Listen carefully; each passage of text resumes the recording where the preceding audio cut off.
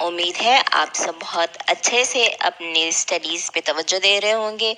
एक बहुत लंबे अरसे के बाद आप लोग स्कूल्स में आए हैं और इसके बाद जो है लेकिन आपको अभी ये एडबॉक्स पे साथ साथ हमारे साथ चलना है, क्योंकि स्टिल हालात ऐसे हैं कि आपको जो है वो यहाँ से भी अपनी एक्सप्लेनेशन को हासिल करना है। तो मुझे उम्मीद है कि आप सब जो है वो पूरी ईमानदारी के साथ और बहुत मेहनत के साथ अपनी पढ़ाई पे तवज्जो दे रहे होंगे। चैप्टर है हमारा chapter number 5, that is solution, जिसमें हम पहले डिस्कस कर चुके हैं कि सॉल्वेंट, सॉल्यूट और सॉल्यूशंस क्या होते हैं, और हमने एप्लीकेशंस यानी कि यूजेस ऑफ सॉल्वेंट्स और सॉल्यूशंस अपनी डेली लाइफ में कहाँ कहाँ पे उनकी यूजेस होते हैं वो सब हम देख चुके हैं। नाउ टुडेज सब टॉपिक इज सॉल्युबिलिटी। सॉल्युबिलिटी क्या है, अब हम इसको देखेंगे अपने आज की वीडियो में।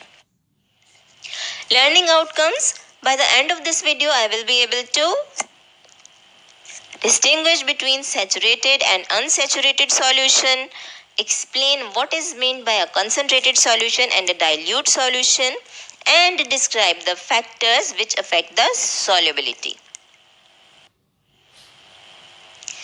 सबसे पहले तो ये हम देखते हैं कि ये क्या है।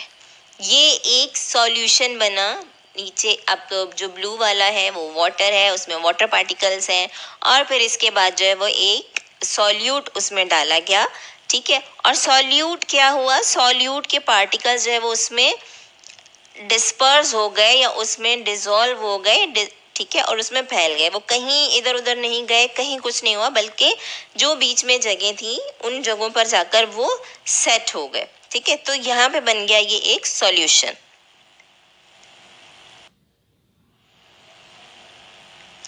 टाइप्स ऑफ सॉल्यूशन क्या है, सॉल्यूशन की टाइप्स हैं डाइल्यूटेड सॉल्यूशन, कंसंट्रेटेड सॉल्यूशन और सैचुरेटेड सॉल्यूशन, ठीक है। डाइल्यूटेड सॉल्यूशन क्या है, diluted solution has very little solute in it. अब हम इसको यहाँ पर कलर से शो करने की कोशिश कर रहे हैं कि डाइल्यूट सॉल्यूशन जो है वो, अगर आप पहले पिछली वीडियोस को भी रिकॉल करें तो उसमें हमने कॉपर सल्फेट का एक सॉल्यूट यूज किया था जो कि ब्लू कलर का था, ठीक है।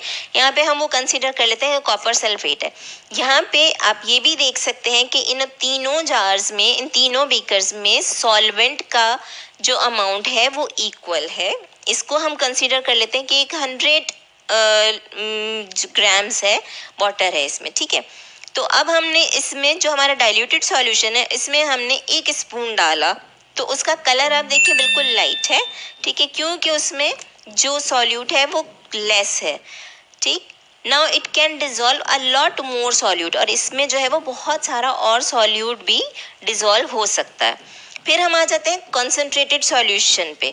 कॉन्सेंट्रेटेड सॉल्यूशन का कलर उससे थोड़ा डार्क है, ठीक है। इट मीन्स दैट कि it has a lot of solute in it, ठीक, इसमें बहुत सारा सॉल्यूट है।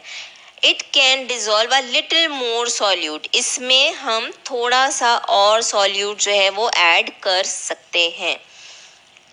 फिर हम आ जाते हैं सैचुरेटेड सॉल्यूशन पे। सैचुरेटेड सॉल्यूशन का कलर देखिए आप, उससे भी ज़्यादा डार्क है, ठीक है। इसका क्या मतलब है, it has the maximum amount of solute in it, यानी कि इसमें जो है वो अब मैक्सिमम अमाउंट का सॉल्यूट इसमें डाल दिया गया है।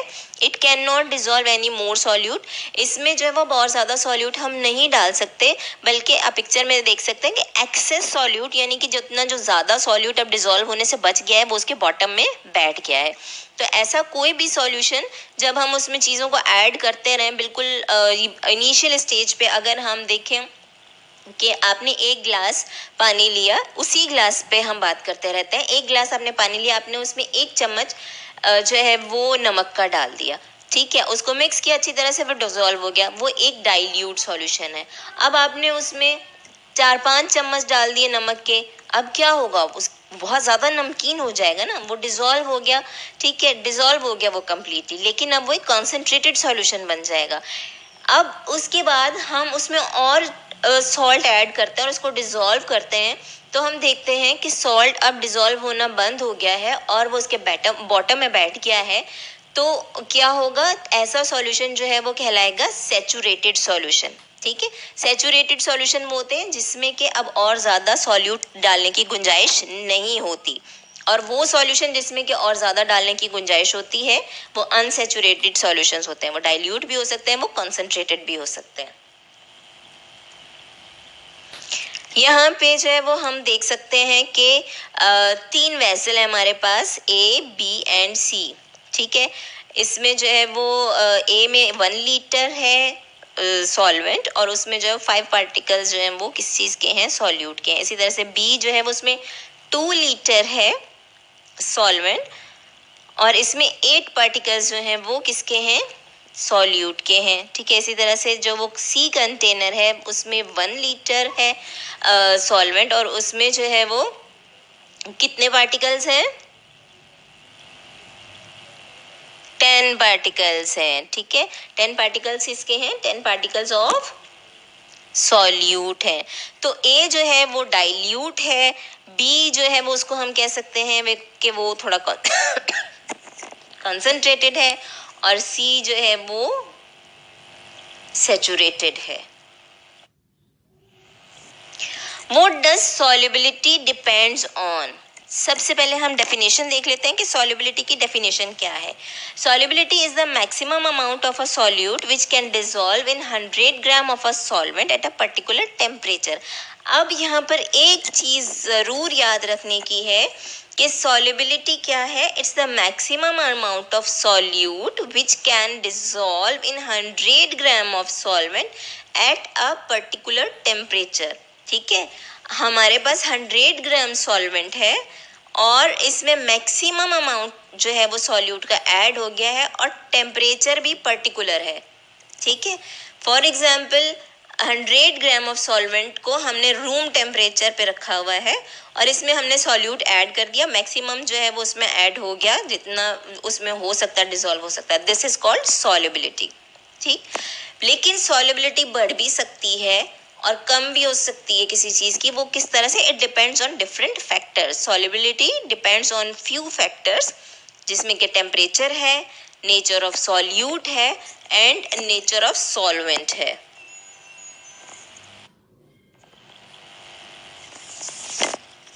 Factors affecting solubility, factor nature of solvent. Nature of solvent किस तरह से अफेक्ट करती है सॉल्युबिलिटी को। Iodine dissolves better in alcohol than in water. Hence, iodine has higher solubility in alcohol than in water. अगर हम आयोडीन को dissolve करें अल्कोहल में और अगर हम उसको डिसॉल्व करें वाटर में तो आयोडीन जो है वो अल्कोहल में ज़्यादा अच्छी तरह से डिसॉल्व हो जाएगी बनिस्बत इसकी कि वाटर में डिसॉल्व हो।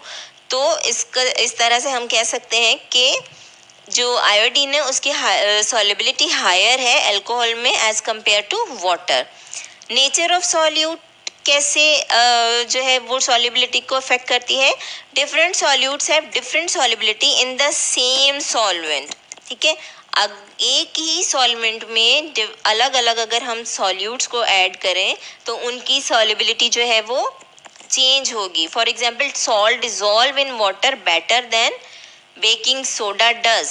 ठीक है, सॉल्ट जो है वो पानी में बहुत अच्छी तरह से डिसॉल्व होता है as compare to baking soda. अगर हम बेकिंग सोडा को उसमें डिसॉल्व करें तो हालांकि सॉल्वेंट सेम ही है। फिर टेम्परेचर कैसे अफेक्ट करता है।